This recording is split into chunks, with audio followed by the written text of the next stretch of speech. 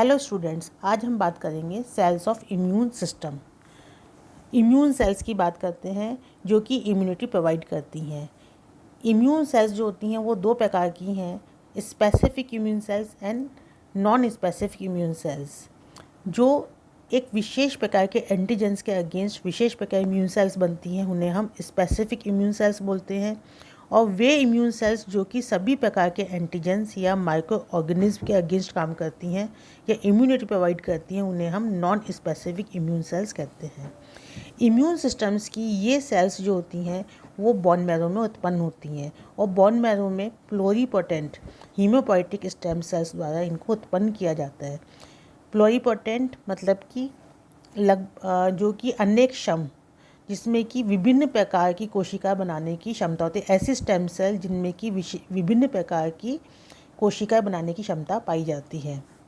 ये प्लोरीपोटेंट haemopoietic cells bone marrow में दो प्रकार की लाइंस बनाती हैं। दो प्रकार की लाइन में डिफ्रेंशिएट होती है। पहली होती है माइलॉइड लीनिएज जो कि आरबीसीज या एरिथ्रोसाइट्स, प्लेटलेट्स, ग्रैन्युलोसाइट्स जिसमें कि neutrophils, eosinophils, basophils and mast cells को उत्पन्न करती हैं। दूसरी लाइन होती है लिम्फॉइड लीनिएज जो कि विशिष्ट प्रकार की इम्यून सेल्स या specific immune cells lymphocytes, B lymphocytes and T lymphocytes होते हैं उनका उत्पादन करती हैं। अगर हम ये लाइन डायग्राम देखें तो इसमें मल्टी पोटेंट या प्लोरीपोटेंट हीमोपोइटिक सेल्स स्टेम सेल्स बनती है जो कि दो लाइन बनाती है। एक है common myeloid progenitor. Common myeloid progenitor जो है उनसे मेगाकैरोसाइट बनता है जो कि थर्मोसाइट्स बनाती हैं। एरिथ्रोसाइट्स आरबीसीज बनाती हैं, मास्ट सेल्स बनाती हैं, माइलोब्लास्ट बनाती हैं। माइलोब्लास्ट प्रोजेनेटर जो होते हैं वो basophils, neutrophils, eosinophil and monocyte बनाते हैं।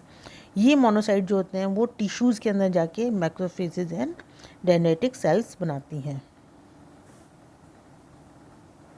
दूसरी लाइन जो बनती है वो बनती है common lymphoid progenitor. Common lymphoid progenitor जो है वो नेचुरल किलर सेल्स बनाते हैं जो कि लार्ज ग्रैन्युलर लिम्फोसाइट्स होती हैं। ये भी नॉन स्पेसिफिक इम्यून सेल्स होती हैं। फिर ये स्मॉल लिम्फोसाइट बनाते हैं जो कि स्पेसिफिक इम्यून सेल्स होती हैं।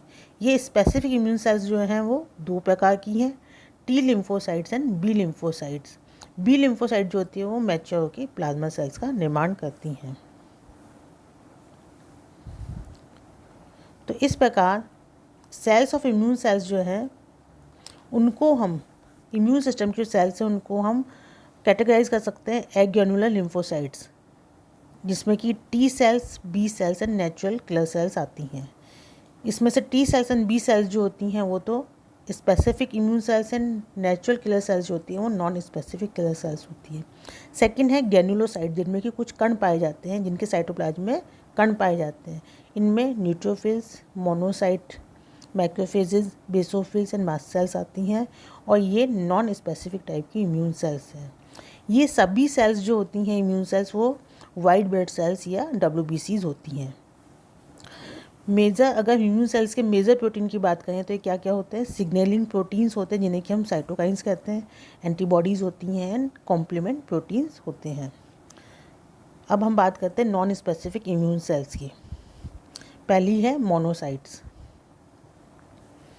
मोनोसाइट जो होते हैं ये मोनोन्यूक्लियर फैगोसाइट्स होते हैं और ब्लड स्ट्रीम में ये सर्कुलेट करते हैं। ये टोटल WBC का 5 to 10% बनाते हैं और WBC की जो लाइनिंग, जो इंटरनल लाइनिंग होती है उनमें ये पाए जाते हैं, specially in liver and spleen के अंदर। जितने भी इन जो ऑर्गन्स होते हैं उसमें जब ब्लड जो पास करता है उसमें जो माइक्रो ऑर्गेनिज्म होते हैं उनको ये कैप्चर करते हैं, उनको ये ख़त्म कर देते हैं। मोनोसाइट जो होते हैं उनमें यह कैपेसिटी पाई जाती है कि ये ब्लड कैपिलरीज के पोर्स से बाहर निकल के इंटरस्टिशियल टिश्यू फ्लड में आ जाते हैं, टिश्यूज़ के अंदर आ जाते हैं। टिश्यू में इस प्रक्रिया को हम एक्स्ट्रावेगेशन बोलते हैं। टिश्यू में आके इनका शेप और साइज़ चेंज होती है, ये बड़े हो जाते हैं और मैक्रोफेसेस बन जाते हैं। तो इसका मतलब जब तक कि ब्लड के अंदर है, साइज़ छोटा है, इन्हें हम मोनोसाइट कहते हैं। जब ये ब्लड वेसल से बाहर निकल के आ जाते हैं, टिश्यूज़ के अंदर आ जाते हैं, वहाँ इनका साइज 5 से 10 गुना बड़ा हो जाता है। अब हम इन्हें मैक्रोफेजेस कहते हैं। तो सेकंड है मैक्रोफेजेस। मैक्रोफेजेस जो हैं वो डायरेक्टली जितने भी जो माइक्रोब्स, माइक्रो ऑर्गेनिज्म होते हैं या डेड सेल्स होती हैं उनको वो डिस्ट्रॉय कर देते हैं, उनको इंजेस्ट कर लेते हैं, उनको एनगल्फ करके और उनको वो डिस्ट्रॉय कर देते हैं। इसका क्रिया को हम बोलते हैं फैगोसाइटेशन, फैगोसाइटोसिस या ऑप्सोनाइजेशन। ये directly microorganism, injured cells या डेड सेल्स जितनी भी होती हैं उनके ऊपर केमिकल्स, टॉक्सिक केमिकल जो होते हैं उनको डिलीवर करते हैं और उनको वो ख़त्म कर देते हैं।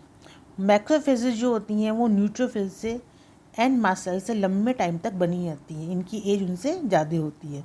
और स्पेशली जो क्रॉनिक इन्फेक्शंस बॉडी के अंदर, वे इन्फेक्शन जो कि बहुत लंबे समय तक रहते हैं या धीरे धीरे ग्रो करते हैं, उनमें स्पेशली मैक्रोफेजेस जो होती हैं वो इन्वॉल्व होती हैं। मैक्रोफेजेस जो होती हैं वो टी सेल्स द्वारा इन्फ्लुएंस रहती हैं और वे माइक्रो ऑर्गेनिज्म जो कि टी सेल्स के द्वारा डिस्ट्रॉय किए जाते हैं उनके साथ मैक्रोफेजेस जो होते हैं वो एसोसिएटेड रहती हैं। मैक्रोफेजेस जो होते हैं वो इन्फेक्शन वाली साइड पे, जहाँ इम्यून रिस्पॉन्सेज होते हैं वहाँ ये कीमोटैक्सिस शो करते हैं। मतलब कि वह साइड और वह ऑर्गन जहाँ की इन्फेक्शन स्टार्ट हुआ है वहाँ जो इंजर्ड टिश्यू होते हैं या बेसोफिल मास्ट सेल जो होती हैं, जो इंजर्ड जो बस्ट मास्ट सेल्स या बेसोफिल्स होती हैं, उनसे निकले हुए जो केमिकल्स होते हैं उनकी तरफ अट्रैक्ट होते हैं और मैक्रोफेजेस उन स्थानों पर पहुँच जाते हैं। इस प्रक्रिया को हम बोलते हैं कीमोटैक्सिस। फैगोसाइटाइजेशन के दौरान एक्टिवेटेड मैक्रोफेजेस जो होते हैं वो साइटोटॉक्सिक एक्टिविटी शो करते हैं। मतलब कि जो भी माइक्रो ऑर्गेनिज्म हैं, जो सेलुलर सेल्स है, डेड सेल्स है, इंजर्ड सेल्स है, उनको ये ख़त्म कर देते हैं, साइटोटॉक्सिक एक्टिविटी दिखाते हैं। और ये कैसे दिखाते हैं? ये नम of reactive forms of oxygen का ये प्रोडक्शन करते हैं, या फिर ये एक नाइट्रिक ऑक्साइड सिंथेटेज जो होता है उसका प्रोडक्शन करते हैं, जो कि एनो गैस जो होता है उसको लिबरेट करते हैं। और ये एनो गैस जो होती है वो पोटेंट एंटी माइक्रोबियल एक्टिविटी रखती है। Bacteria, fungi, parasitic worms and protozoans, इनके अगेंस्ट इसमें एंटी माइक्रोबियल एक्टिविटी पाई जाती है। इसके अलावा मैक्रोफेजेस जो होते हैं उनमें anti microbial and cytotoxic peptide, जिसे कि हम डिफेंसिन कहते हैं, उनका प्रोडक्शन करते हैं ये।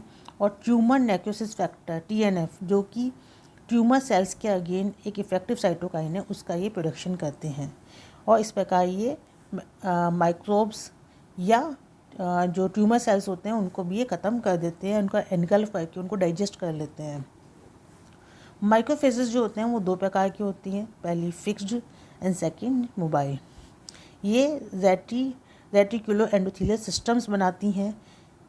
डिफरेंट ऑर्गन्स या टिश्यूज़ में इनका डिफरेंट नाम होता है।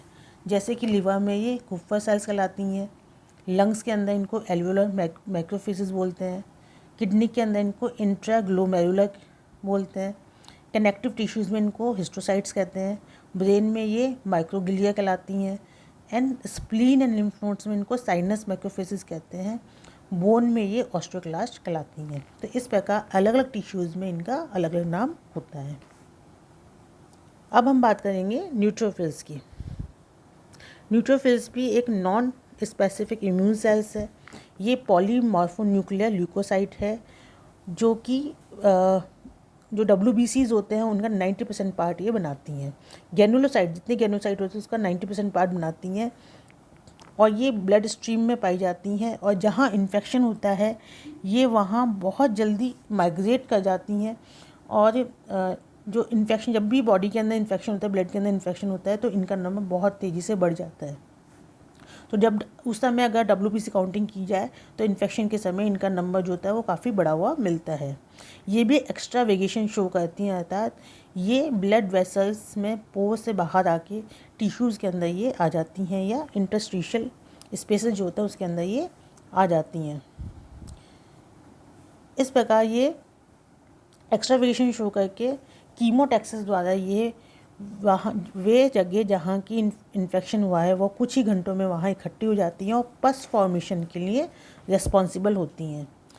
ये एक्टिव फैगोसाइटिक सेल्स होती है जिनमें फैगोसाइटेशन या ऑप्सोनाइजेशन की कैपेसिटी पाई जाती है। बैक्टीरिया एंड फंजाई को किल करके ये उनका फेगोसाइजेशन कर लेती हैं।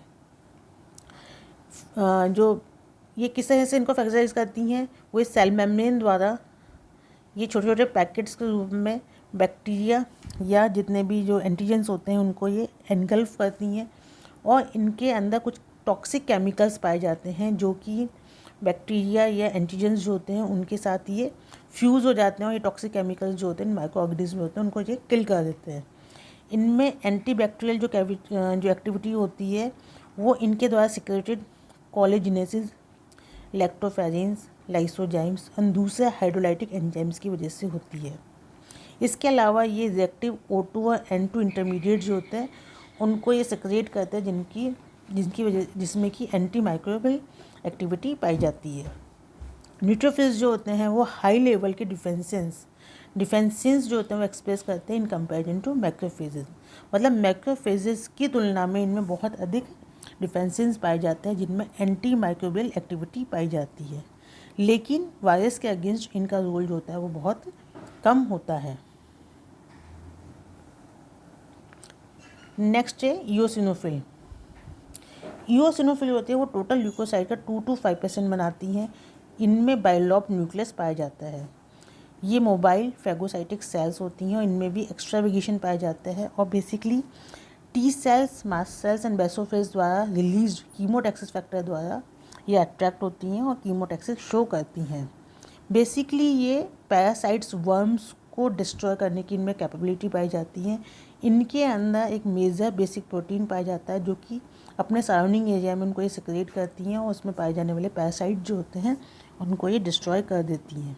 साथ ही इनके अंदर कुछ गैन्यूल्स जैसे कि हिस्टामिनेज एंड सल्फेटेज पाए जाते हैं, उनको रिलीज़ करती है, जिससे कि ये मास्ट सेल्स को इनएक्टिवेट करके इन्फ्लामेटरी रिस्पॉन्सेज होते हैं उनको ये स्लो डाउन कर सकती हैं, या इनमें कैपेसिटी पाई जाती है कि ये इन्फ्लामेटरी रिस्पॉन्सेज जो होते हैं उनको वो धीमा कर सकती हैं, कम कर सकती हैं। नेक्स्ट है बेसोफिल्स। बेसोफिल्स जो है वे नॉन फेगोसाइटिक सेल है जो कि लगभग टोटल ल्यूकोसाइट का 0.2% बनाती हैं। ये एलर्जी के समय जो होती हैं वो स्टिमुलेट हो जाती हैं, और जो एंटीबॉडी एलर्जन जो होते हैं, जो IgE प्रकार की जो एंटीबॉडी होती हैं उनसे स्टिमुलेट होकर ये डिग्रेनुलेट हो जाती हैं और सेरोटोनिन, हिस्टामिन इत्यादि कण को रिलीज करती है, जिससे कि एलर्जी कॉज होती है। नेक्स्ट है मास्ट सेल। मास्ट सेल जो है वो अपने प्रिकर्सर्स जो बेसोफिल सेल्स जो होती हैं उनसे डिफ्रेंशिएट होकर मास्ट सेल्स बनती हैं। ये जो बेसोफिल्स होती हैं वो ब्लड को से आके टिश्यूज़ में आ जाती हैं और वहाँ ये मास्ट सेल में कन्वर्ट हो जाती हैं।